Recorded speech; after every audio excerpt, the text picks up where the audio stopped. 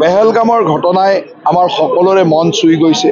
আমি সকলোৱে মনত দুখ পাইছোঁ, ম্ৰিয়মান হৈ আছোঁ।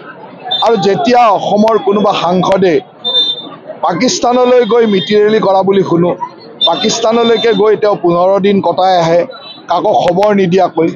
তেওঁৰ ঘৈণীয়েকে পাকিস্তানৰ NGOৰ পৰা দৰমহা লয়। ল'ৰা ছোৱালী, এজন প্ৰাক্তন মুখ্যমন্ত্ৰীৰ ল'ৰা ছোৱালীও ভাৰতীয় হয়নে, অসমীয়া হয়নে নাই তাক লৈ সন্দেহ প্ৰকাশ কৰে। তেতিয়া মনটো দুখ লাগে যে এনেকুৱা ধৰণৰ ৰাষ্ট্ৰৰ প্ৰতি অকণো আনুগত্য নথকা মানুহো যে অসমত আছে।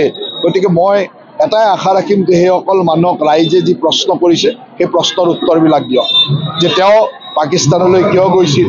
আৰু অসমৰ মানুহে জানিব বিচাৰে যে অসমত পাকিস্তানৰ সমৰ্থক কোনোবা সাংসদ আছে নেকি।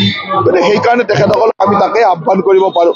আৰু তেনেকুৱা দলে অসম আৰু ভাৰতৰ কেতিয়াও উন্নয়ন কৰিব নোৱাৰে। আৰু সেইকাৰণে অসমৰ ৰাইজে বা ভাৰতৰ ৰাইজে আজি সেই দলবিলাকক এঘৰীয়া কৰি বা একঘৰীয়া কৰি লৈ গৈছে।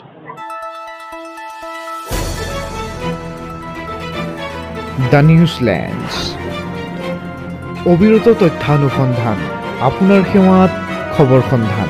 দ্য নিউজলেণ্ড।